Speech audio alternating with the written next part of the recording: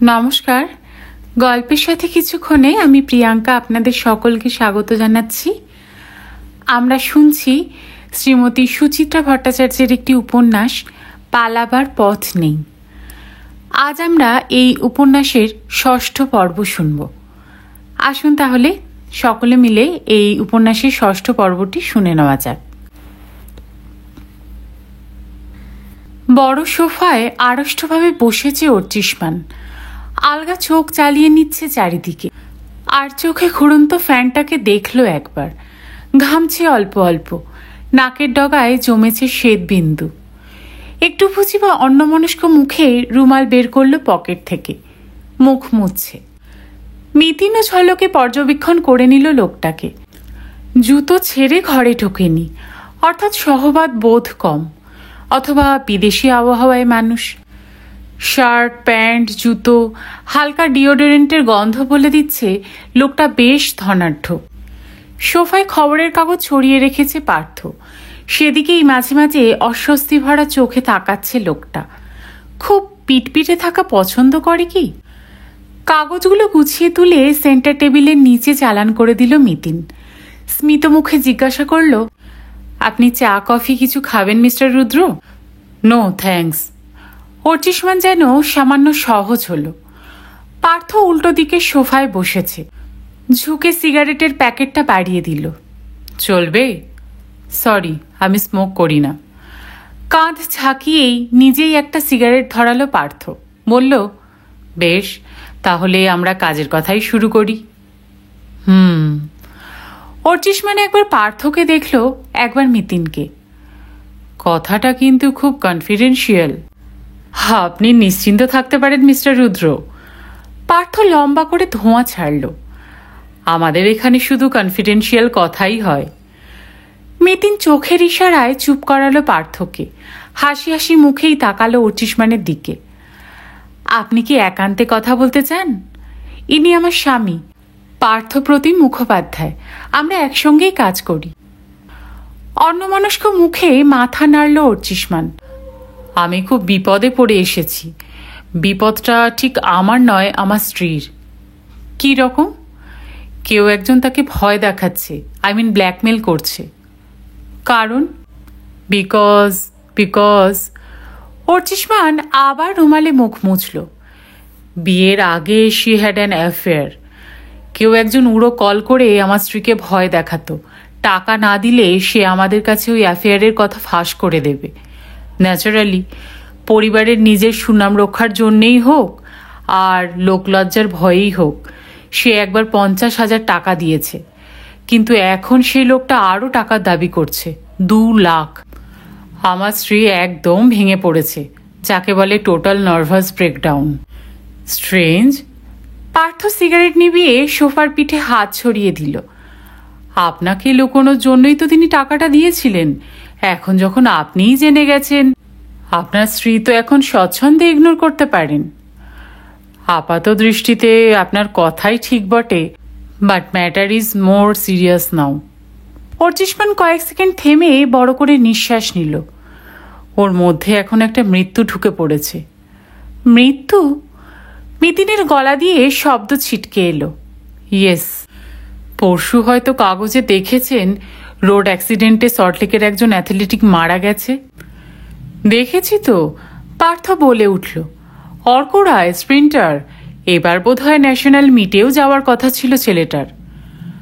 অর্চিষ্মান মাথা নামালো। ওই অর্ক রায় আমার স্ত্রীর, ওর সঙ্গে আমার স্ত্রীর অ্যাফেয়ার ছিল। এতক্ষণে চোখ শুরু হয়েছে মিতিনের। আপনি বলতে চান ওই অর্ক রায়ের মৃত্যুটা নিছক অ্যাক্সিডেন্ট নয়? আমি নয়, আমার স্ত্রীর সেরকমই ধারণা। তাকে নাকি ব্ল্যাকমেলারটা শাসিয়েছে, আবার বলেছে 2 লাখ টাকা না দিলে তার দশাও নাকি অর্ক রায়ের চেয়েও খারাপ হবে। অর্থাৎ প্রকারান্তরে ব্ল্যাকমেলার বলেছে সেই অর্ক রায়কে খুন করেছে, তাই তো? ঠিক তাই। বিদিশা, আমার স্ত্রী তো তাই বিশ্বাস করে। কিন্তু অর্ক রায়কে মেরে ব্ল্যাকমেলারের কি লাভ? লাভ আছে। আমার স্ত্রী যখন ব্ল্যাকমেলারটাকে টাকা দিতে যায়, অর্ক রায় তখন নাকি সঙ্গে ছিল।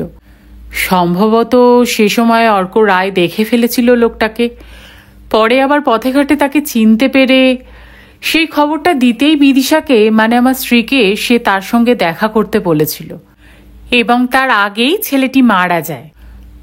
না, অ্যাট দ্যাট ডে ঠিক দেখা করার সময় এক্স্যাক্ট দেখা করার জায়গাতেই অর্করায় was run over. Poor soul. একটুক্ষণের জন্য গোটা ঘর নিঝুম। বিমলা সেন্টার টেবিলে এক গ্লাস ঠান্ডা জল রেখে গেছে। অর্চিষ্মান বড় চুমুকে তৃষ্ণা মিটিয়ে নিল খানিকটা। নতমস্তকে বসে আছে। মিতিনি বড় ভাঙল। আপনি এত সব কথা জানলেন কোত্থেকে? অর্চিষ্মান মুখ তুলল। ওই অ্যাক্সিডেন্টের দিন মানে রোববার, আমি বিজনেসম্যান, রোববারেও আমার কাজ থাকে, আমি একটু দেরিই করে বেরিয়েছিলাম।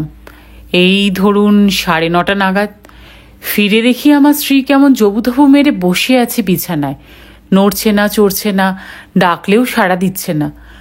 ঘাবড়ে গিয়ে একটু ঝাঁকুনি দিয়েছিলাম স্ত্রীকে, সঙ্গে সঙ্গে আছাড়ি পিছাড়ি কান্না শুরু হয়ে গেল।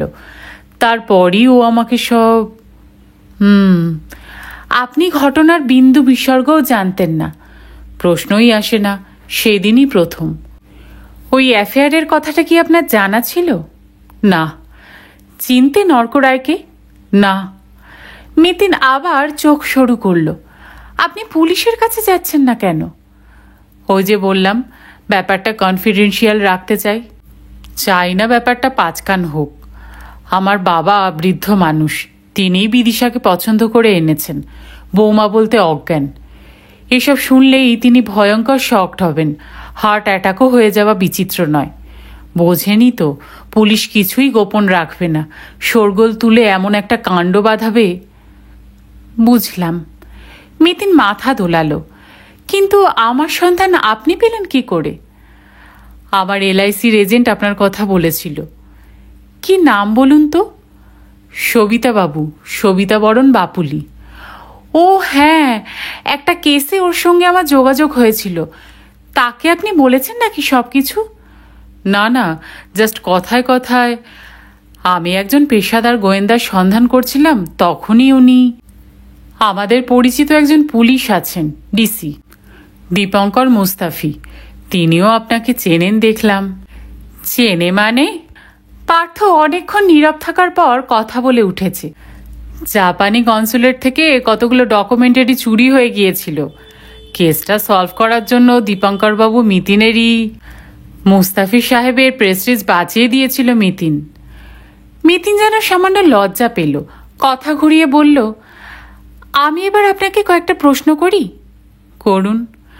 আপনার বাবা তো আছে শুনলাম, তিনি ছাড়া আর কে কে আছেন বাড়িতে? আমার মা আমার খুব ছোটবেলাতেই মারা গেছেন। দিদির অনেকদিন বিয়ে হয়ে গেছে। এখন বাড়িতে আমি, আমার স্ত্রী আর বাবা।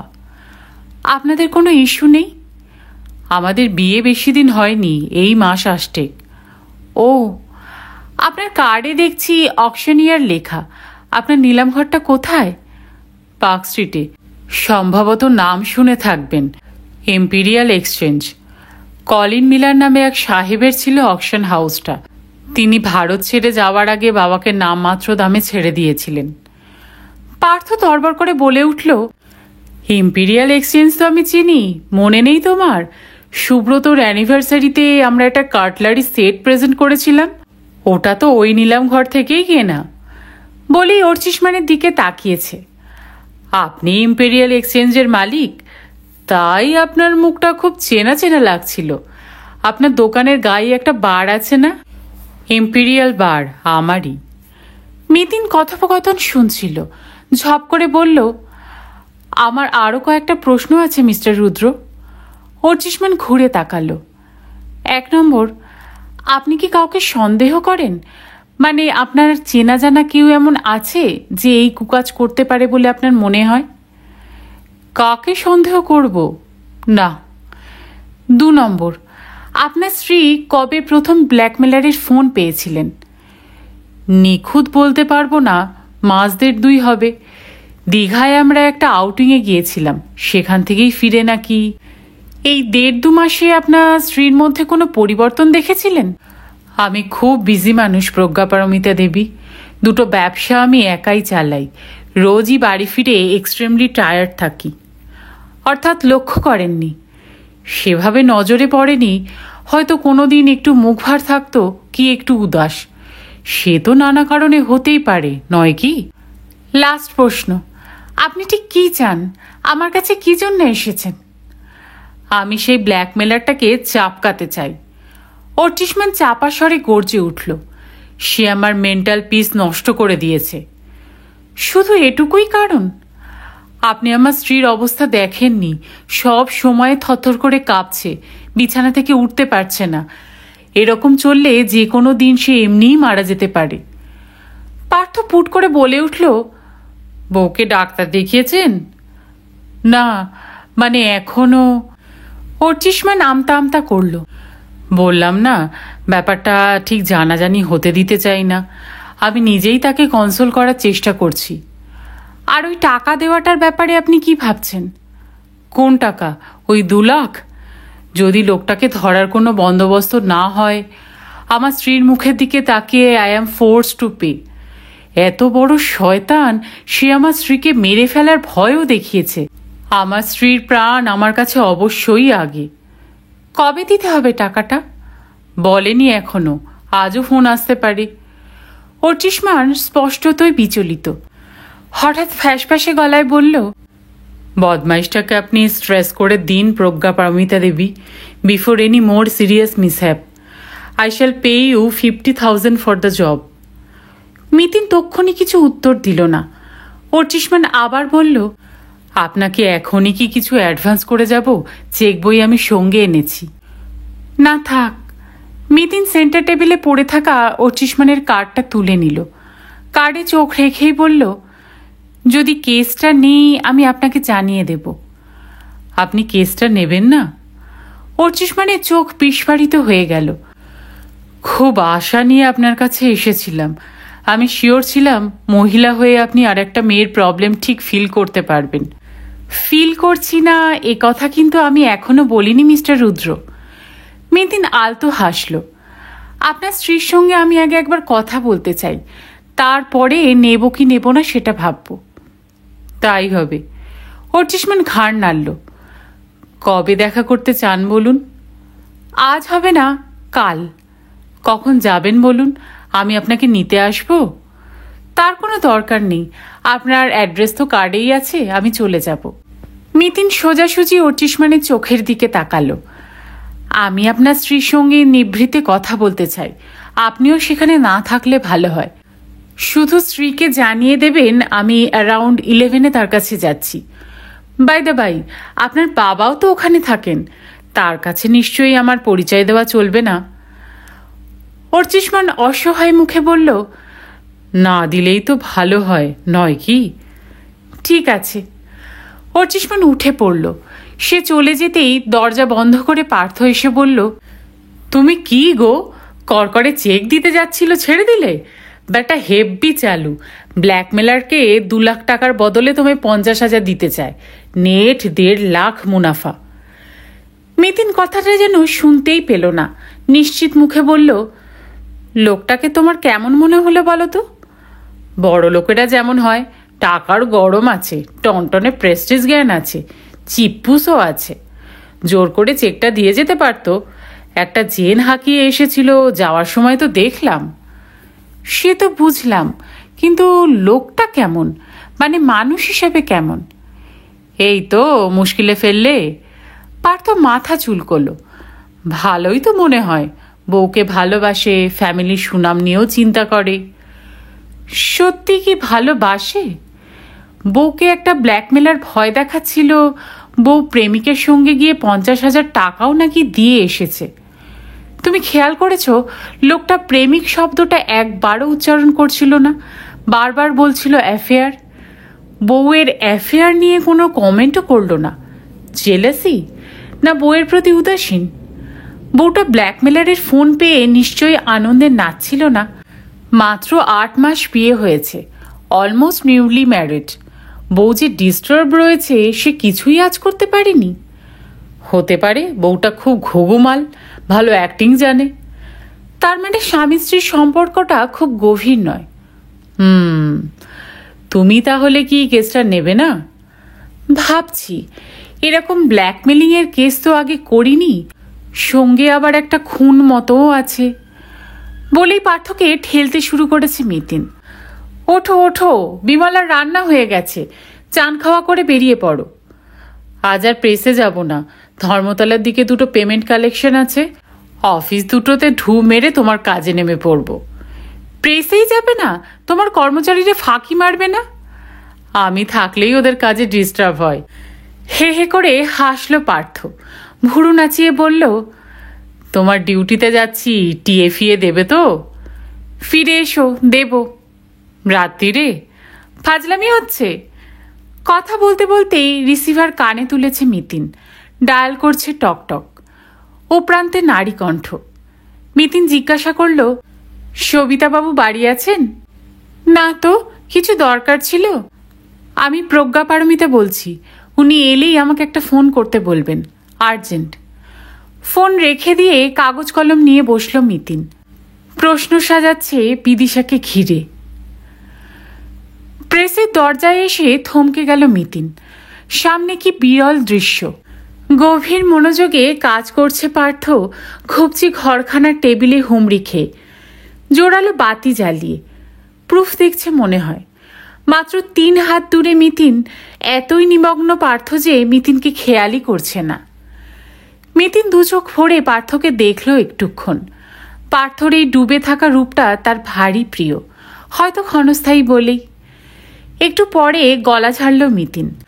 বাড়ির তাকিয়েই পার্থ আবার মাথা নামাচ্ছিল, হঠাৎ যেন সম্বিতে ফিরেছে। আরে প্রজ্ঞা দেবী যে, অসময়ে দেবী কেন দিনের দপ্তরে? এই নো যাত্রা। মিতিন হেসে চেয়ার টেনে বসল। আর প্রজ্ঞা প্রজ্ঞা আবার কি?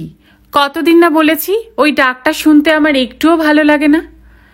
কি বলবো তবে? পারু, পারো? ছি, তুমি কি দেবদাস নাকি? হুম, দেবীদাস।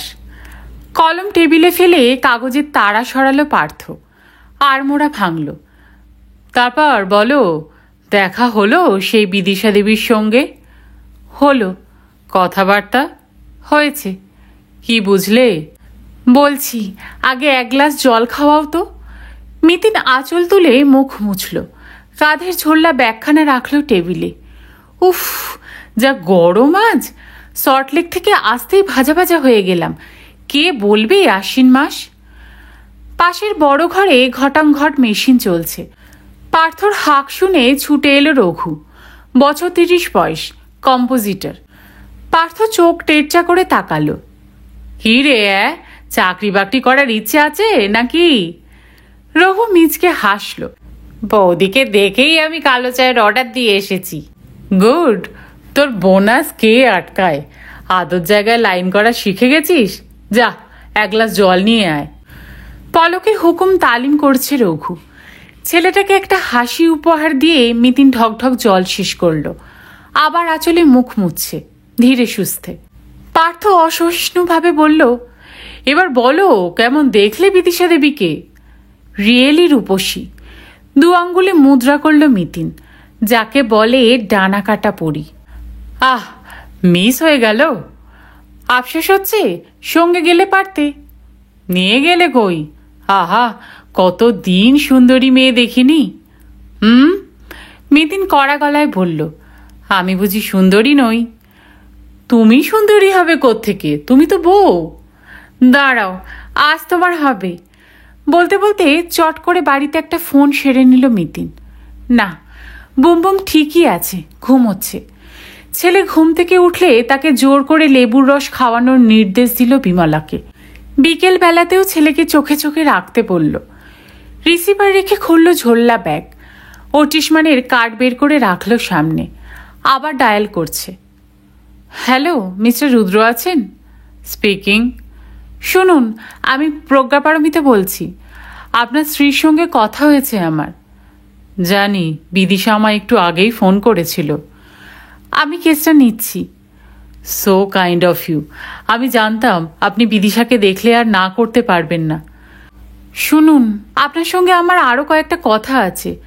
অ্যাক্রস দ্য ফোনে হবে না, আমি আপনাকে মিট করতে চাই। বেশ তো, যদি বলেন সন্ধেবেলা আপনার বাড়ি চলে আসতে পারি। তার দরকার নেই, আমি আপনার শোরুমে যাব। Most welcome. কটায়?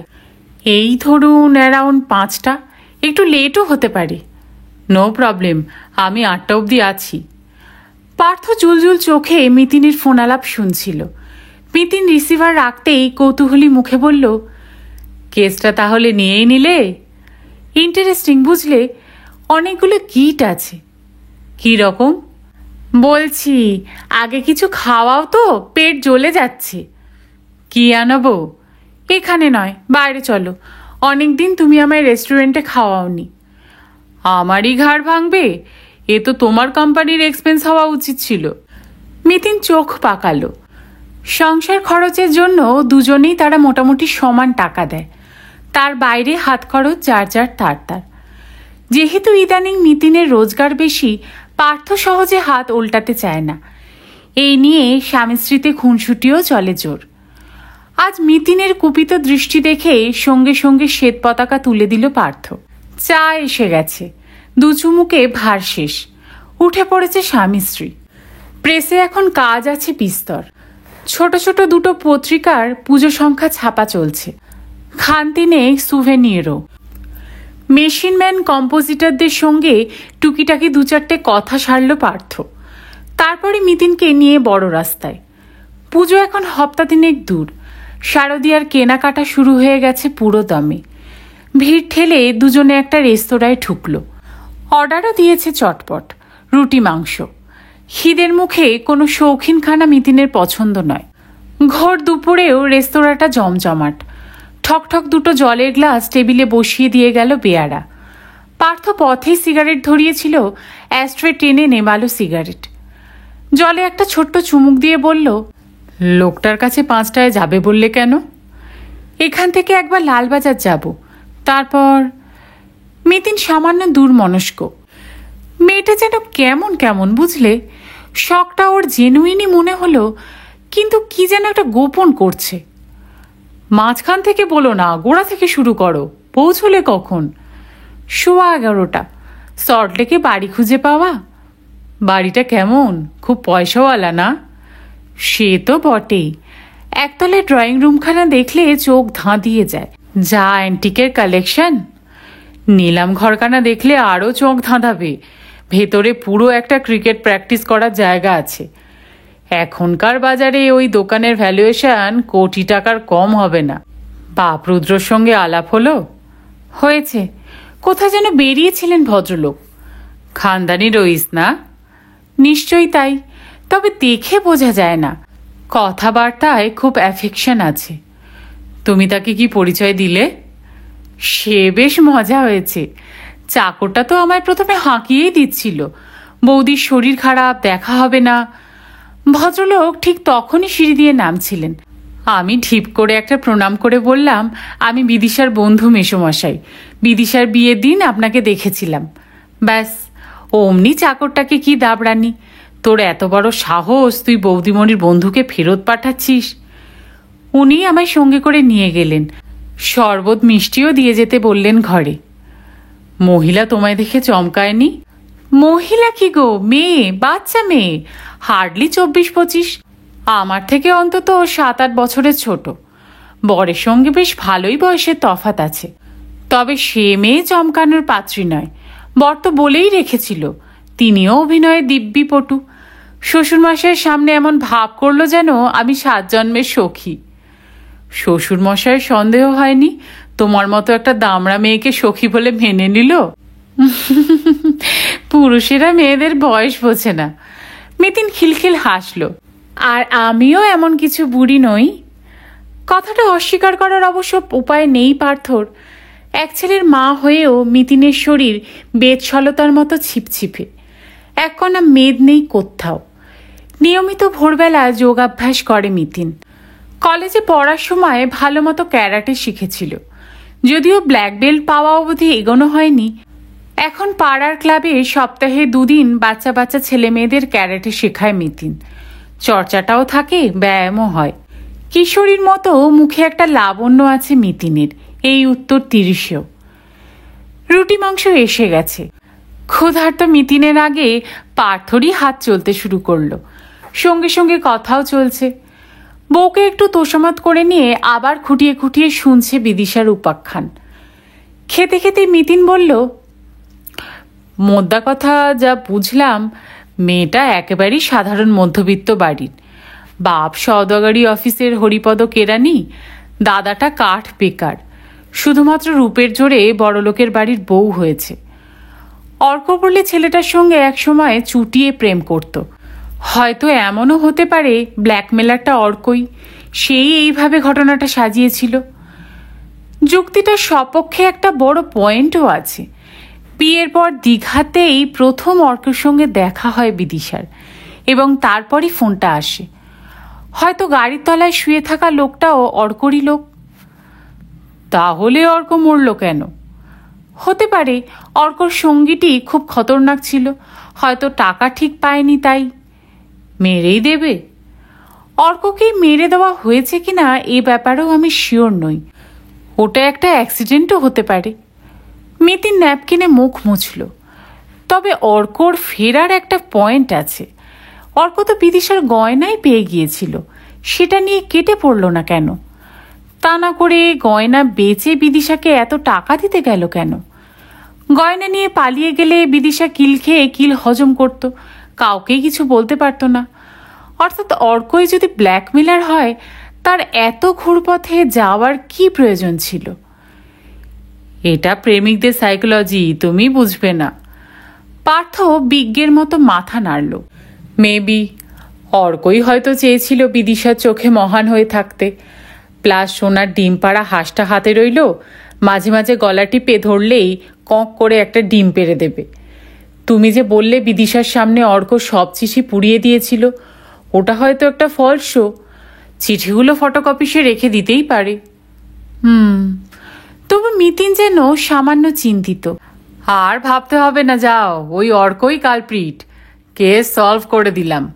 কোল্ড ড্রিঙ্কসের অর্ডারটা দাও, আর রেস্টুরেন্টের বিলটাও পে করে দেবে। নিশ্চয়ই মিটিয়ে দেব। মিতিন সোজা হয়ে বসল। আগে বলো, বিদিশা এখন যে 2 লাখ টাকা দেবে, কাকে দেবে? ধুস, সব গুলিয়ে দিলে। সত্যি তো, অর্ক যখন আউটই হয়ে গেছে, তখন দ্বিতীয়বার টাকাটা চাইল কে? পার্থ সিগারেট ধরালো। আচ্ছা, অর্কর ওই সাকরেতা হতে পারে না? পারে, কিন্তু তাকে বিদিশা অর্চিষ্মান এখন পাত্তা দেবে কেন? অর্কর ব্ল্যাকমেলিংয়ের হাতিয়ারগুলো ধরে নিলাম এখন তারই জিম্মায় আছে, কিন্তু তাতেই বা বিদিশার কি গেল এলো? অর্চিষ্মানের কাছে তো এখন সব কিছুই ওপেন। বারে, কারণটা তো কাল অর্চিষ্মান বলল, মৃত্যুর ভয়। বউকে সে বাঁচাতে চায়, শয়তানটাকে খুঁজে বের করে চাপকাতে চায়। আমারও ব্যাপারটা কাল এরকমই জলবৎ তরলং মনে হচ্ছিল, কিন্তু মিতিন আপন মনে দুদিকে মাথা দোলাচ্ছে। আমি 2-1টা পয়েন্টও পেয়েছি, সেগুলো ক্লিয়ার হওয়া দরকার। কি পয়েন্ট? বলবো। মিতিন হাত উল্টে ঘড়ি দেখল। এখন আর সময় নেই। তোমার কি আজ রিহার্সাল আছে? কেন? না থাকলে প্রেস থেকে সোজা বাড়ি ফিরে যাবে, ছেলেটা একা আছে।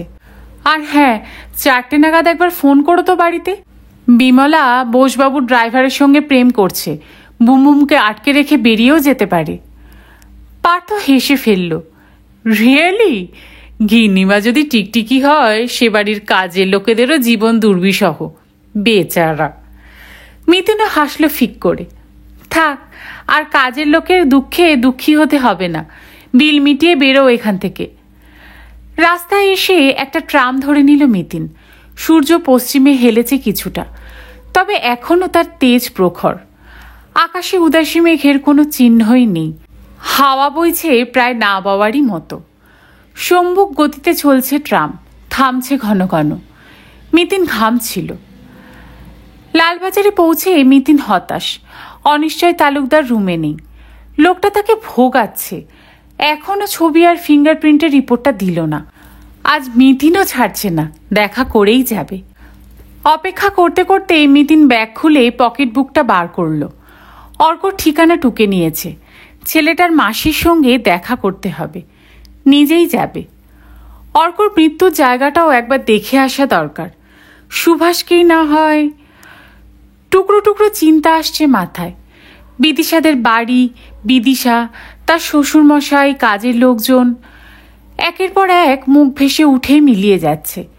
নতুন নতুন ছবি আসছে চোখে। চাকরটার কি যেন অদ্ভুত নাম, পদ্মনাভ, না না না, পদ্মমণি। কাজের লোকদেরও এমন কায়দার নাম হয়? 4টে নাগাদ অনিশ্চয় তালুকদারের দর্শন মিলল। মিটিং সারছিলেন। কাজ শেষ পর্যন্ত হলো বটে, তবে সময়ও গেল অনেক। অনর্গল কথা বলে অনিশ্চয়, বেশিরভাগই নিজের কথা। প্রথমে একটুক্ষণ মজা লাগে, তারপরে বিরক্তি এসে যায়। লালবাজার থেকে মিতিন যখন বেরোলো তখন 6:20। আশ্বিনের সন্ধ্যা বেশ ঘন হয়ে গেছে। অর্চিষ্মানের কাছে আজ যাওয়া যাবে কিনা ভাবতে ভাবতে পার্ক স্ট্রিটে নেমেই পড়ল মিতিন। শান্ত পার্ক স্ট্রিট যথারীতি আলোয় আলোয় ঝলমল, গাড়িতে মানুষের শব্দময়। ইম্পিরিয়াল এক্সচেঞ্জের সামনে এসে দেখল মিতিন কোলাপসেবল গেট প্রায় পুরোটাই টানা, ভেতরে আলো প্রায় নেই। চলে গেছে অর্চিষ্মান। গেট ধরে উকি দিচ্ছে মিতিন। এক দারোয়ান এগিয়ে এলো। আপনি কি সাহেবের কাছে এসেছেন? হ্যাঁ। সাহেব পাশের বারে গেছেন। সসম্মানে দরজা খুলে দিল লোকটি। আপনি একটু বসুন, ডাকছি সাহেবকে। ভেতরে পা রেখে গা ছমছম করে উঠল মিতিনের। প্রকাণ্ড নিলাম ঘরে মাত্র 2 কি 3টে বাতি জ্বলছে। কোথাও ফার্নিচার, কোথাও বা মূর্তি, কোথাও অসংখ্য কাচের সরঞ্জাম, ঝাড়বাতি। আবছায়া সব কেমন আধা ভৌতিক লাগে। প্রাচীন আর নবীনের কি অলৌকিক সমন্বয় চারিদিকে। আচ্ছন্নের মতো হাঁটছিল মিতিন। জায়গাটা ভারী রহস্যময় তো। বিশাল নিলাম ঘরের একেবারে শেষ প্রান্তে অর্চিষ্মানের অফিস। কাজ ঘেরা জায়গাটি আয়তনে নেহাত ছোট নয়, আসবাবপত্রও আছে বেশ। মাঝারি সাইজের একখানা সেক্রেটারিয়েট টেবিল, হালকা গদিয়াটা ঘুরন চেয়ার, খানতিনেক হাতলওয়ালা কাঠের কুর্সি, 2টো স্টিল আলমারি, দেওয়ালে গাঁথা প্রাচীন সিন্দুক, টাইপিস্টের বসার ছোট্ট খোপ, চেস্ট অফ ড্রয়ার, সবই মোটামুটি ছিমছাম সাজানো। নিলাম ঘরের বাকি কর্মচারীদের বসার স্থান অন্যত্র, মালিকের কাজ ঘেরা ঘরের বাইরে। এসি অন করে ঘুরন চেয়ারে বসেছে অর্চিষ্মান। দারোয়ানকে ডেকে 2টো কফির অর্ডার দিল। মৃদু হেসে মিতিনকে জিজ্ঞাসা করল, আপনার জন্য কি কিছু স্ন্যাক্স আনতে পারি ম্যাডাম? No thanks.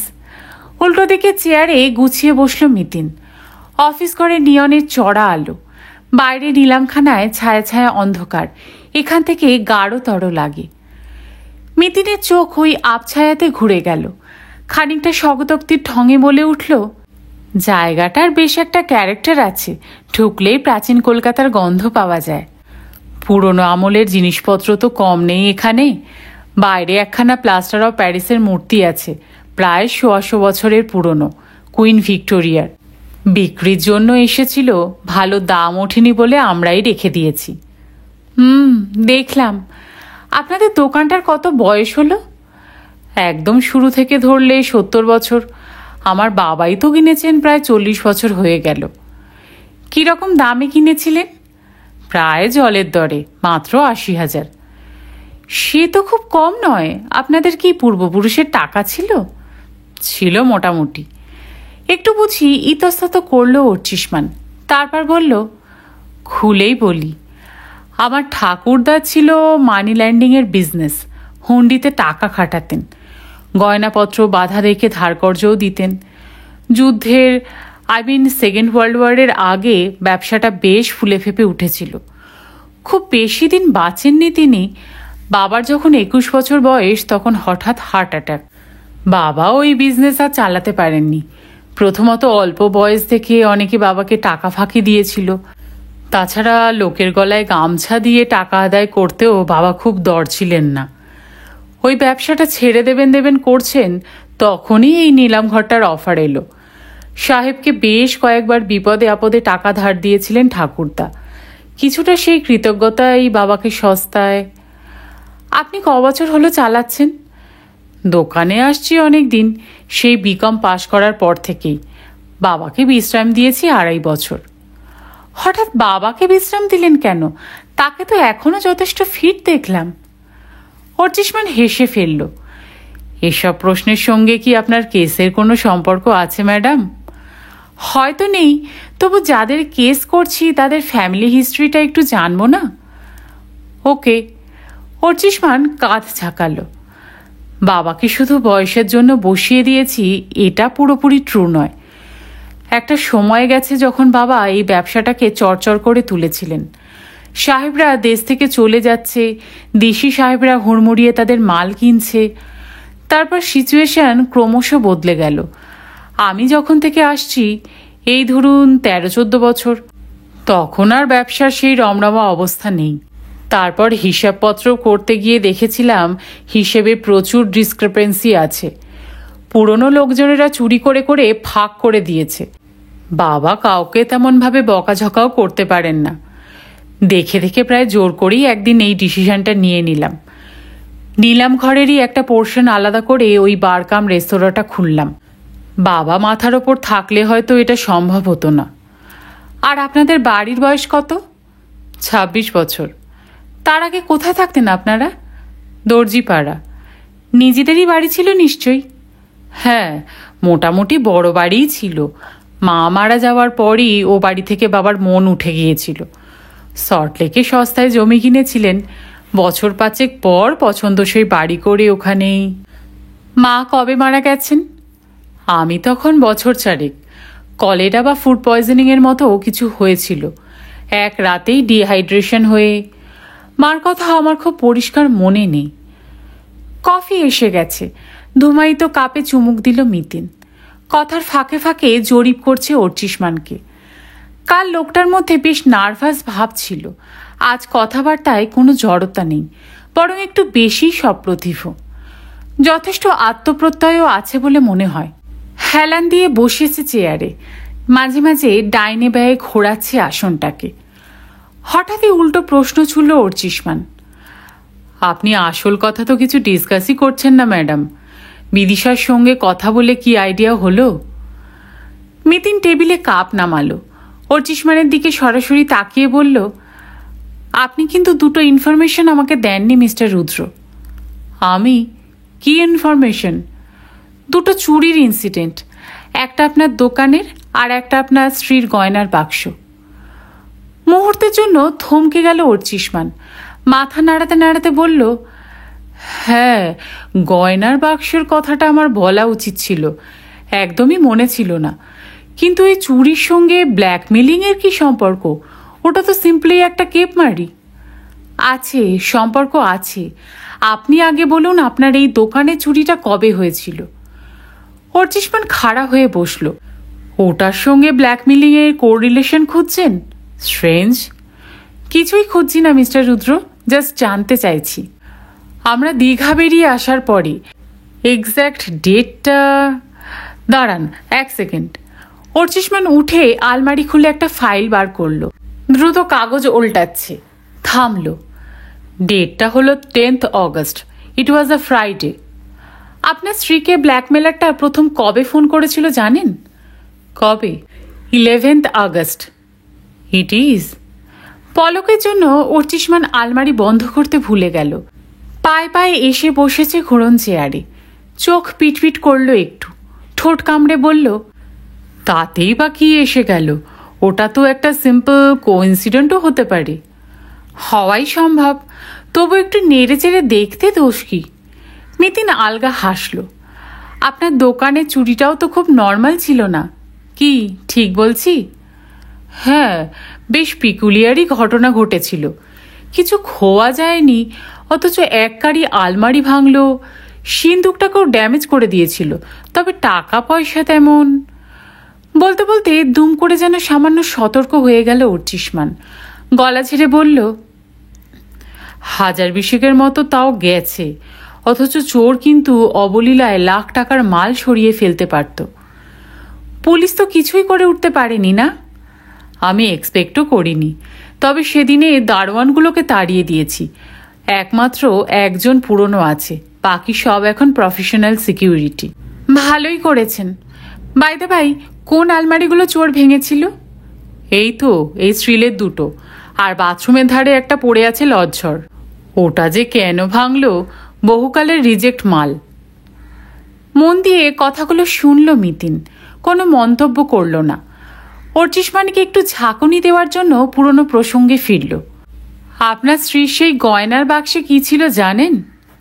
জানি, ইমিটেশন কি সব।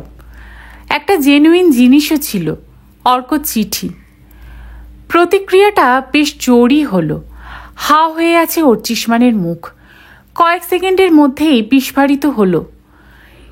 এ কথা তো আমায় বলেনি বিদিশা। আশ্চর্য, কেন বলেনি? সম্ভবত ভুলে গেছে। এত বড় ভুল আপনাকে বলার সময় মনে পড়ল, আর আমাকে? No, this is unpardonable. শেষ শব্দটা ভয়ঙ্কর কঠিনভাবে উচ্চারণ করলো অর্চিষ্মান, যেন কোনো দণ্ড ঘোষণা করল। মিতিন তাড়াতাড়ি বলে উঠল, আপনি কেন এত উত্তেজিত হয়ে পড়ছেন মিস্টার রুদ্র? আপনি একজন মহান মানুষ, উদার স্বামী। স্ত্রীর এত কিছু জেনেও তাকে মেনে নিতে পেরেছেন, আর সামান্য একটা ভুল। এমনিতেই মিসেস রুদ্র মরমে মরে আছেন, আপনার কাছে তার অপরাধের সীমা নেই। অর্চিষ্মান কিছুক্ষণ গুম, কি যেন ভাবছে। মিতিন সামনের পেপার ওয়েটটা নিয়ে নাড়াচাড়া করল। শুনুন মিস্টার রুদ্র, এখন আমাদের সামনে একটাই কাজ, ব্ল্যাকমেলারটাকে পাকড়াও করা। এই সময় আপনি ইমোশনাল হলে কিন্তু কাজে খুব অসুবিধা হবে। অর্চিষ্মানের মুখ তবুও থমথমে। কিছু একটা বলতে গিয়েও যেন থেমে গেল। মাথা ঝাঁকাতে ঝাঁকাতে বলল, না না, আমি ঠিক আছি। আপনার যদি কিছু প্রশ্ন থাকে তাহলে করে ফেলুন। মিতিন মনে মনে হাসল। মুখে যাই বলুক, লোকটা এখনও স্ত্রীর দেওয়া জ্বালাতে ভেতরে ভেতরে জ্বলছে। যে কোনো পুরুষের পক্ষে এটাই তো স্বাভাবিক। সামান্য গলা ছেড়ে বলল, ওই বাক্স চুরির ডিটেলটা কি আপনার মনে আছে? আছে, অন্তত যেটুকু আমায় বলা হয়েছিল সেদিন। আপনার ড্রাইভারই তো মার্কেটে ঢুকে আপনার স্ত্রীকে ডেকেছিল, তাই না? হ্যাঁ, সেরকমই শুনেছি। আপনার ড্রাইভারটা কি বিশ্বস্ত? তাই তো জানতাম। অনেক সময় আমার অনেক টাকা নিয়েও যাতায়াত করে, কখনো এক পয়সা এদিক ওদিক করেনি। আপনি কি এটা বিশ্বাস করেন যে ব্ল্যাকমেলার সেদিন আপনার ড্রাইভারকে ধোঁকা দিয়েছিল? এতদিন তো তাই ভেবেছি। এখন আপনি যখন বলছেন তখন নতুন করে ভাবতে হবে। ঝোঁকের মাথায় কিছুই করবেন না মিস্টার রুদ্র, আমি আপনার ড্রাইভারকে বাজিয়ে দেখব। এবার আপনাকে কিছু ব্যক্তিগত প্রশ্ন করতে পারি? কী রকম? কিছু মনে করবেন না, আপনি একটু বেশি বয়সে বিয়ে করেছেন, কারণটা জানতে পারি? তেমন স্পেসিফিক কোনো কারণ নেই। বিজনেসে এমন ডিপলি ইনভলভড হয়েছিলাম, বিয়ের চিন্তা মাথায় আসেনি। এখনই বা এলো কেন? বলতে পারেন কিছুটা বাবার জোড়াজুড়িতে। আমিও ভেবে দেখলাম বাবাও রিটায়ার্ড লাইফ লিড করছেন, সারাদিন বাড়িতে একা। সেকেন্ড একজন কেউ এলে বাবার ভালো লাগবে। শুধু এই কারণেই বাবার পছন্দ করা পাত্রীকে আদৌ না দেখে আপনি বিয়ের পিঁড়িতে বসে পড়লেন? বাবার পছন্দের ওপর আমার আস্থা ছিল। স্ত্রীর কথা বাদ দিন, শ্বশুরবাড়ি সম্পর্কে আপনি স্যাটিসফাইড? এবার অর্চিষ্মানকে বেশ দ্বিধাগ্রস্ত মনে হলো। এ প্রশ্নের উত্তর দেওয়া কি খুব জরুরি? প্লিজ ডোন্ট মাইন্ড, আমার কিন্তু জানা দরকার। এক মুহূর্ত সময় নিয়ে অর্চিষ্মান বলল, শ্বশুরবাড়িতে আমি খুব কমই যাই। প্রথমত সময় পাই না, দ্বিতীয়ত ও বাড়ির অ্যাটমসফিয়ার আমার ভালো লাগে না। কেন? তারা আপনাদের থেকে অনেক গরিব বলে? এতক্ষণে অল্প হাসল অর্চিষ্মান।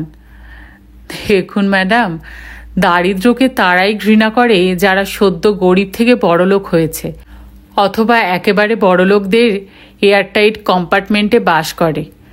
আমি এর কোনোটাই নই। আমি সাধারণ স্কুল কলেজে পড়েছি, সাধারণ ঘরের প্রচুর বন্ধুবান্ধব আমার ছিল। ইনফ্যাক্ট কেউ কেউ এখনও আছে। তাহলে বিদিশাদের বাড়ি একটু ডিফারেন্ট। শ্বশুরমশাই বড্ড বড় বড় কথা বলেন। কবে কোথায় তাদের জমিদারি ছিল, প্রজারা তাদের দেখে কীরকমভাবে সেলাম করত। অথচ আমি জানি মেয়ের বিয়ে দিতে গিয়ে তিনি কাবুলিওয়ালার কাছ থেকে টাকা ধার করেছেন, যার কোনো প্রয়োজনই ছিল না। আমার বাবা তাদের এক বস্ত্রে মেয়ে দিতে বলেছিলেন। আপনি এত কথা জানলেন কোত্থেকে? বিদিশা বলেছেন? এই প্রশ্নটা কিন্তু ছেলে মানুষের মতো হয়ে গেল ম্যাডাম। বিদিশা ছাড়াও তো কতভাবে আমি জানতে পারি। আমার কলেজেরই এক বন্ধু শ্বশুরমশাইয়ের অফিসে চাকরি করে, আসে মাঝে মাঝে এখানে।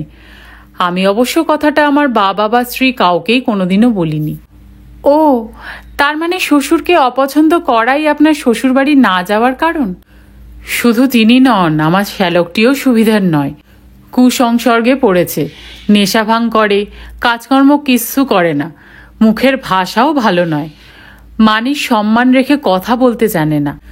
শাশুড়ি ঠাকুরও নির্বিরোধী, কিন্তু গেলেই এত বেশি বাবা বাছা করেন, আমার খুব অস্বস্তি হয়। বুঝলাম। এবার একটু আপনার বাড়ি সম্পর্কে প্রশ্ন করি। আপনার দিদি জামাইবাবুর সঙ্গে আপনার রিলেশন কীরকম? ওদের কথাও বিদিশার কাছ থেকে শোনা হয়ে গেছে? অর্চিষ্মান আবার হাসল। ঠিকই আছে সম্পর্ক, ওরাও আসে আমরাও যাই। জামাইবাবুর তো ব্যবসা আছে শুনলাম, কিসের বিজনেস? ঢালাই ঘর, হাওড়ায়। তবে জানেন তো, বর্তমানে ঢালাই ঘরগুলোর অবস্থা খুব কাহিল। পুষন্দা, আমার জামাইবাবু ইদানিং অন্য বিজনেসের কথাও চিন্তা করছেন। ও, শেষ প্রশ্ন, আপনার বাড়ির কাজের লোকগুলো কেমন? বেশ বিশ্বাসী? অর্চিষ্মান উত্তর দিতে গিয়েও চুপ করে গেল। সিকিউরিটি গার্ডরা এসে গেছে, তাদের দুজন কাচের ওপার থেকে সেলাম ঠুকছে। অর্চিষ্মান হাত তুলল সামান্য, চলে গেল লোকগুলো পেছনের কোলাপসিবল গেটের দিকে। আবার কথায় ফিরল অর্চিষ্মান। কাজের লোক তো আমাদের 3 জন, পদ্মপাণি, সুমিত, মানদা। পদ্মপাণি পুরনো লোক, 14-15 বছর বয়সে এসেছিল আমাদের বাড়িতে, সেই দর্জিপাড়ায় থাকার সময়, তখন থেকেই আছে। বলতে পারেন এখন মোটামুটি ঘরের লোকই হয়ে গেছে। মানদা সুমিত খুব পুরনো নয়, সুমিত আছে বছর 2 আর মানদা তার একটু বেশি। বাড়িতেই থাকে দুজনে, এখনও তাদের অবিশ্বাস করার মতো কোনো কারণ খুঁজে পায়নি। মালি একজন আছে পার্ট টাইম, সপ্তাহে 2-3 দিন আসে। আর কিছু জানার আছে আপনার? মিতিন হেসে ফেলল। আজকের মতো এই যথেষ্ট। এবার আমি একটা কথা জিজ্ঞাসা করতে পারি? বলুন। আপনি কি এদের মধ্যে কাউকে সন্দেহ করছেন ম্যাডাম? মানে এতক্ষণ যাদের কথা জিজ্ঞাসা করলেন? না না, সেরকম কিছু নয়, এসব হলো রুটিন প্রশ্ন, কাজ শুরু করার আগে জেনে নিতে হয়। মিতিন উঠে দাঁড়ালো। আজ তাহলে চলি। 1 মিনিট বসুন, অ্যাডভান্সের চেকটা দিয়ে দিই। এখন থাক, আমি একবারেই নেব। চলুন তাহলে অন্তত আপনাকে পৌঁছে দিয়ে আসি। থ্যাঙ্কস, এখন আমার একা যেতেই ভালো লাগবে। মিতিন দরজায় গিয়েও ঘুরে দাঁড়ালো। আর একটা কথা, আপনি যে আমায় অ্যাপয়েন্ট করেছেন, সেটা আপনি আর আপনার স্ত্রী ছাড়া তৃতীয় কেউ জানে না যেন, অন্তত এক্ষুনি। অর্চিষ্মান মাথা নাড়ল। অবশ্যই, আমি তো আগেই বলেছি 5 কান করতে চাই না। পথে নেমে একটা ট্যাক্সি ধরে নিল মিতিন। দিনভর প্রখর উত্তাপের পর কোমল বাতাস বইছে এখন। ক্লান্ত চোখ জড়িয়ে আসছিল মিতিনের। সারাদিন ধরে আহরণ করা টুকরো টুকরো তথ্যগুলো গাচ্ছে মনে মনে, ঝাড়াই বাছাই করছে। একটা কথা পরিষ্কার, ব্ল্যাকমেলার বিদিশার পরিচিত কেউ। অর্ক ছাড়াও আর কে কে হতে পারে? বিদিশাই বা কি গোপন করলো মিতিনের কাছে? মিতিন যা আন্দাজ করছে সেটাই কি ঠিক? মিতিনের চোয়াল শক্ত হলো, অঙ্কটা মেলাতে হবে। নাটকের শো না থাকলে শনিবার দুপুরটা পার্থর অবিমিশ্র সুখের সময়। শুধু ওই দিনটাই সকাল সকাল হেভি ব্রেকফাস্ট সেরে কাজে বেরিয়ে যায় পার্থ। 1:30টার মধ্যে প্রেসের ঝাঁপ বন্ধ করে শটান বাড়ি, এবং পেট ভরে খেয়ে নিপাট ভাত ঘুম, অন্তত 5টা পর্যন্ত। তারপর উঠে চোখ কচলে হাই তুলে ঝোলা ব্যাগটি নিয়ে আড্ডা দিতে চলল নাটক পাড়ায়। পুজোর আগে প্রেসে এখন যথেষ্ট কাজের চাপ, কিন্তু তার জন্য রুটিনের কোনো পরিবর্তন নেই। 1:30টায় ছাপাখানা বন্ধ করবে তো 1:30টাতেই করবে। ওভারটাইম নীতিতে পার্থ বিশ্বাসী নয়। আজ সেই নিয়মেই গড়ানো তোড়জোড় করছিল পার্থ। মিতিন বাত সাধল। এই, এখন ন ঘুম, চলো আমার সঙ্গে একটু বেরোতে হবে। যা লালে, এই রোদ্দুরে কোথায় যাবে? পুজোর বাজার? আগে না স্যার, তোমার প্রতীক্ষায় বসে থাকলে আমার মার্কেটিং হয় না। আমি টুকটাক সেরে ফেলেছি, অন্য কাজ আছে। যেমন? একটা নাটকে অ্যাক্টিং করতে হবে। নিদ্রিত বুমবুমের পাশে শরীর ছেড়ে দিয়েছিল পার্থ। রহস্যর গন্ধ পেয়ে উঠে বসল। কি রোল? রিহার্সালের সময় জানতে পারবে, চটপট রেডি হয়ে নাও। আর হ্যাঁ, তোমার ক্যামেরার ফিল্ম ভরা আছে না, ওটা নিয়ে নিও। পার্থ তন্দ্রা উবে গেল। 5 মিনিটে জিন্স টি শার্ট গলিয়ে তৈরি। মিতিন পরেছে চন্দন রঙের হ্যান্ডপ্রিন্ট সালোয়ার কামিজ, সঙ্গে একই রঙের ওড়না, চোখে সানগ্লাস। বুমবুমকে বিমলার জিম্মায় দিয়ে 3:30 নাগাদ বেরিয়ে পড়ল দুজনে। ট্যাক্সিতে যেতে যেতে পার্থকে সব ভালো করে বুঝিয়ে দিল মিতিন।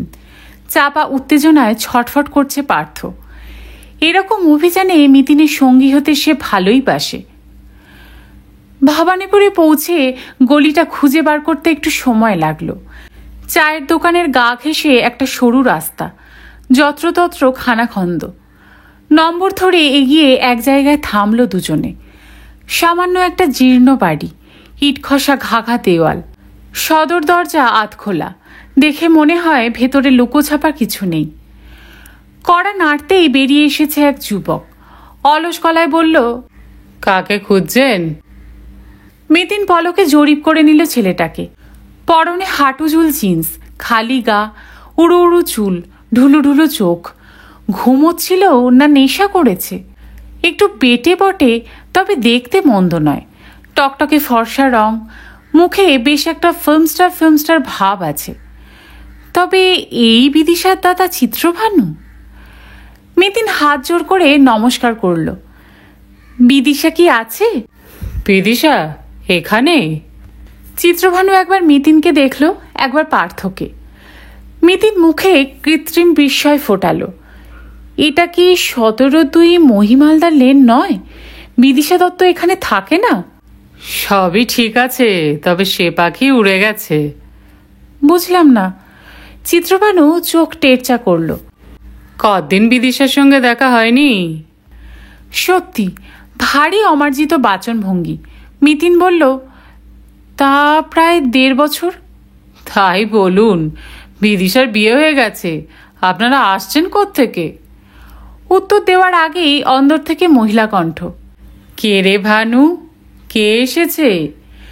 মিতিন পার্থকে আর একবার আপাতমস্তক দেখে চিত্রভানু গলা চড়ালো, এই যে দেখো না কারা সব বুলুকে খুঁজছে। ভারতী দরজায় এলেন। গায়ের রংটি ফ্যাটফ্যাটে ফর্সা, চোখ মুখ ফোলা ফোলা, অ্যানিমিক ধরনের। জিজ্ঞাসা চোখে তাকাতেই সানগ্লাস খুলে টুপ করে একটা প্রণাম করে নিল মিতিন। আমার নাম চন্দ্রিমা হালদার মাসিমা, বিদিশার সঙ্গে পড়তাম স্কুলে। এ আমার স্বামী সুপ্রকাশ হালদার। আমরা বিদিশার কাছে একটা জরুরি কাজে এসেছিলাম। পার্থ মাথা নোয়ালো সামান্য, ভারী কি ভঙ্গিতে। ভারতীর চোখ পার্থকেও ছুঁয়ে গেল। কিন্তু বিদিশার তো গেল মাঘে বিয়ে হয়ে গেছে, তুমি জানতে না? না মাসিমা, মাঝে আমরা বোম্বে চলে গিয়েছিলাম তো। কোথায় হলো বিয়ে বিদিশার? সল্ট লেকে। শ্বশুরবাড়ি খুব বড় লোক, হঠাৎ যোগাযোগ হয়ে গেল। ভারতের মুখে একগাল হাসি। ঠিকানাটা একটু দেবেন? ঠিকানা? বিসি না সিবি যেন। ভারতী ছেলের দিকে তাকালেন। নম্বরটা কত যেন রে? চিত্রভানু উদাস হয়ে গেল। দরকারটা বলে যান, খবর দিয়ে দেব। বলছি। মিতিন ওড়নায় মুখ মুছল। 1 গ্লাস জল হবে মাসিমা? এ মা, ছি, তোমরা বাইরে কেন? এসো, ভেতরে এসো। চরম অবিন্যস্ত ঘর। রংজলা চাদরটা টেনে টেনে বসার জায়গা করে দিলেন ভারতী। ভেতরে গেলে জল আনতে। চিত্রভানু পাহারাদারের মতো দাঁড়িয়ে আছে, কি যেন খোঁজার ভান করছে কাজ ভাঙা শোকেসে। কি অসভ্য ছেলে রে বাবা, গায়ে একটা জামাও গলিয়ে এলো না। চাপা অথচ চিত্রভানু যেন শুনতে পায় এমন স্বরে পার্থ বলল, এই চলো, শ্বশুরবাড়ির ঠিকানাটা নিয়ে কেটে পড়ি। প্রত্যাশা মতো চিত্রভানু ঘাড় ঘুরিয়েছে। প্রয়োজনটা কি আমাদের বলার অসুবিধা আছে? ছদ্ম অস্বস্তিতে মুখ চাওয়াচাই করল পার্থ আর মিতিন। ভারতী দুজনের জন্যই জল এনেছেন। সংকুচিত মুখে বললেন, শুধু জল দিলাম কিন্তু। তাতে কি আছে? মিতিন দ্রুত জলটা শেষ করে ফেলল। দম নিয়ে বসল গুছিয়ে। হ্যাঁ, যে জন্য আসা। আমার স্বামী বেশ কয়েকটা ডকুমেন্টারি ফিল্ম তুলছে। এখন টিভি সিরিয়াল স্টার্ট করছে একটা, আশা নিরাশা। হিরোইনের জন্য ও একটা নতুন মুখ খুঁজছিল, ফ্রেশ সুন্দরী। পার্থ গলায় ওজন আনলো। হ্যাঁ, আমি ফ্রেশ কেসই লঞ্চ করতে চাই। আমরা বিদিশার কথা ভাবছিলাম। চিত্রভানু ঠোঁট বেঁকিয়ে হাসল। বিদিশা কি আপনাদের বলেছিল সিরিয়ালে নামতে চায়? অনেকদিন আগে একবার বলেছিল, মানে সেই 1.5 বছর আগে দেখা হয়েছিল যখন। আমার স্বামী ফিল্ম করে শুনে আগ্রহ দেখিয়েছিল খুব। তখন তো উপায় ছিল না, ও তখন চিংড়ি চাষের ওপর একটা ডকুমেন্টারি করছিল। এখন যখন চান্স এসেছে।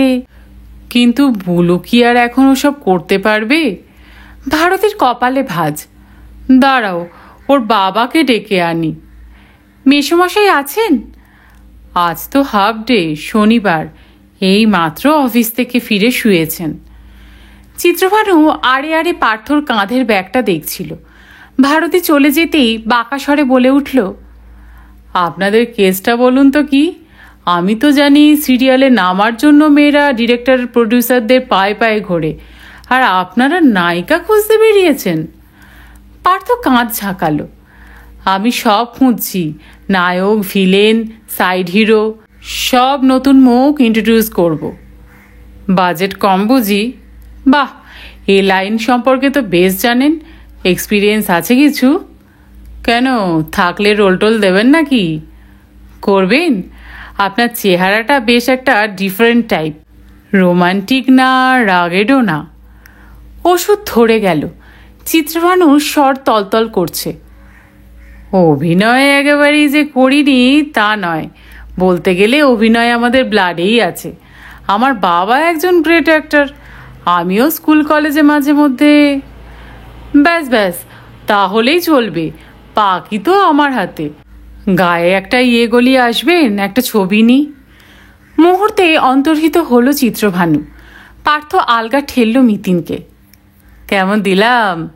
মিতিন নিচু গলায় বলল, একটু রয়ে শোয়ে কম কথা বলো, নইলে সন্দেহ করবে। সত্যি সত্যি তো আর ডিরেক্টররা বাড়ি গিয়ে গিয়ে ছবি তুলে বেড়ায় না। আরে ছাড়ো, কমন পাবলিক ওসব থোড়াই জানে। চিত্রভানু ফেরার আগে প্রভাকর ঘরে এলেন। লুঙ্গির ওপর এক্ষুনি হাফ পাঞ্জাবি চড়িয়েছেন বোঝা যায়। হাত দিয়ে পাঞ্জাবিটাকে টানছেন ঘন ঘন। চেয়ারে বসে স্মিত মুখে বললেন, তোমাদের মাসিমার কাছে সব শুনলাম, কিন্তু একটা সমস্যা আছে যে বাবা। বুলুর শ্বশুর বাড়ি খুব বনেদি ফ্যামিলি, বাড়ির বউকে তারা অ্যাক্টিং করতে দেবে বলে মনে হয় না। সুৎখোর মহাজনের বংশধরারাও বনেদি। মিতিন চোয়াল ফাঁক করল। বিদিশা কিন্তু খুব ইচ্ছে ছিল মেসোমশাই। বুঝলাম, কিন্তু আমরা পাঠিয়েছি শুনলে জামাই রাগ করবে। বিদিশার বর বুঝি খুব রাগী? রাগী ঠিক নয়, মেজাজি। রইস বাড়ির রইস ছেলে তো। ভারতী দরজা থেকে বলে উঠলেন, ওসব থাক না মা, বিয়ে থা হয়ে গেছে, তোমার বন্ধু নয় এখন শুধু ঘরকন্যাই করুক। প্রভাকর তাড়াতাড়ি বলে উঠলেন, আমি অবশ্য ব্যক্তিগতভাবে অভিনয় খুবই ভালোবাসি। সে তো বোধহয় আপনি করেনও, আপনার ছেলে বলছিল।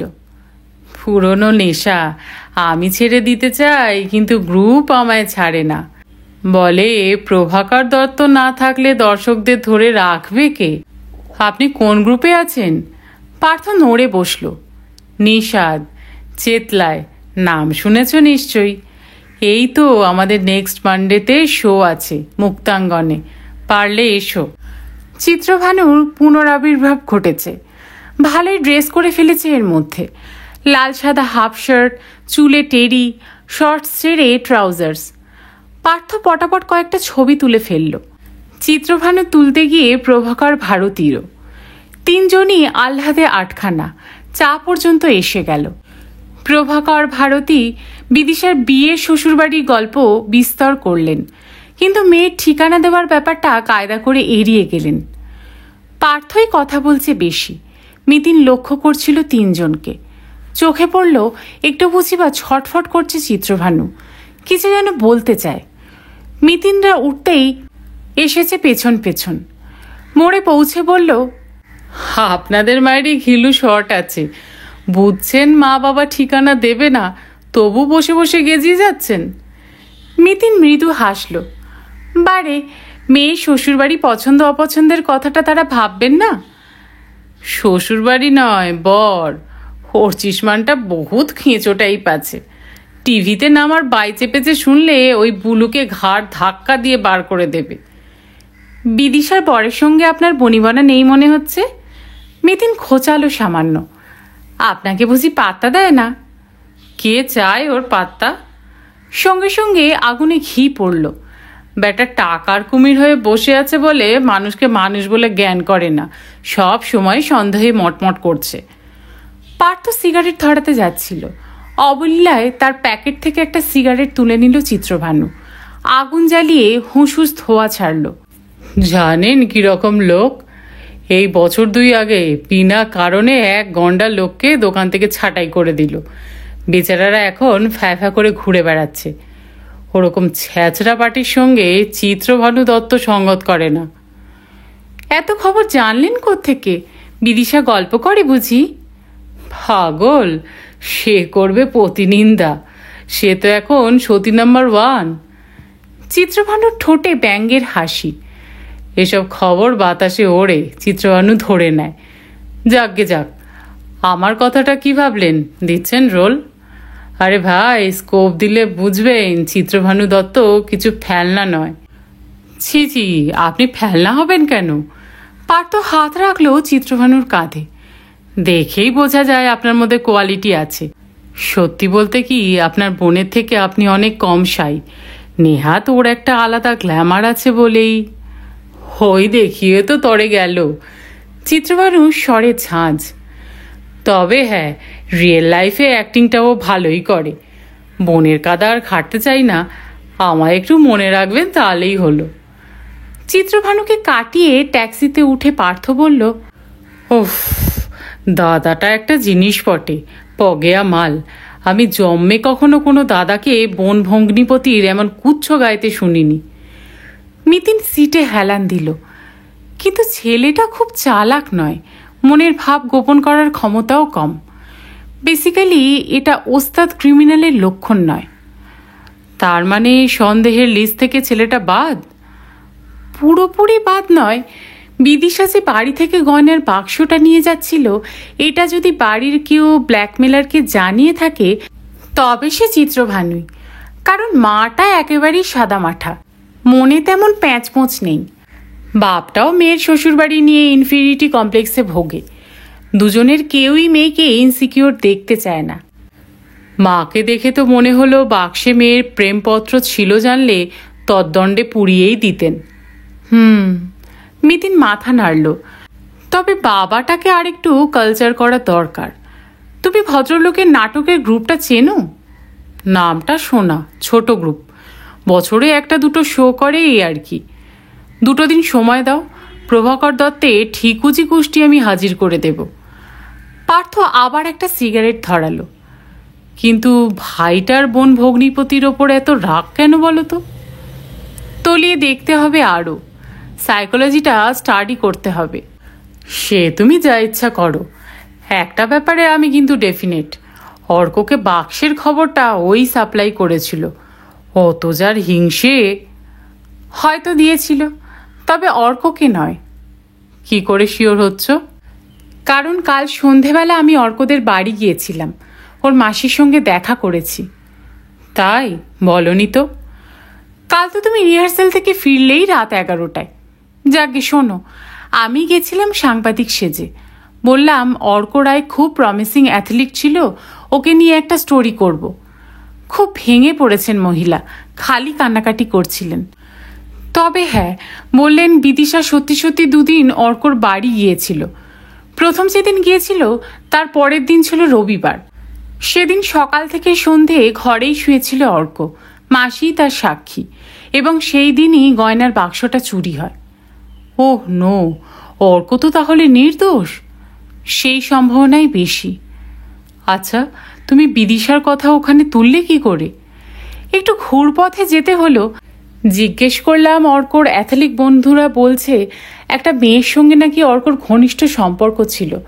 তার বিয়ে হয়ে যাওয়ার পর থেকেই অর্ক নাকি অ্যাথলেটিক্সে কিছুটা পিছিয়ে পড়ে। ব্যাস, শুনেই বিদিশার বাপ বাপান্ত শুরু করলেন মহিলা। তখনই খুঁচিয়ে খুঁচিয়ে একটুক্ষণ দুজনেই চুপচাপ। বিকেল শেষ হয়ে এসেছে। থোকা থোকা যানজটের মধ্যে দিয়ে স্লথ গতিতে এগোচ্ছে ট্যাক্সি। সারদান এভিনিউতে পড়তেই গাড়ির গতি বেড়ে গেল। কোণে দেখা আলো মেখে অপরূপ হয়ে উঠেছে দুপারের গাছপালা। সুন্দর হাওয়া আসছে জানালা দিয়ে লেকের দিক থেকে, বাষ্পমাখা বাতাস। মিতিন লেকের দিকে তাকিয়েছিল। আত্মকথাভাবে বলে উঠল, চিত্রভানুই যে কাউকে খবর দিয়েছিল এমন কথাও কিন্তু জোর দিয়ে বলা যায় না। হয়তো ব্ল্যাকমেলারটা সত্যিই বিদিশাকে ফলো করছিল সেদিন। বাক্সটা পেয়ে যাওয়া চান্স অকারেন্স। আবার রবি যে সত্যি বলছে তারই বা প্রমাণ কি? পার্থ আলগাভাবে বলল, কি বিড়বিড় করছো? কিছু না। মিতিন হাসল।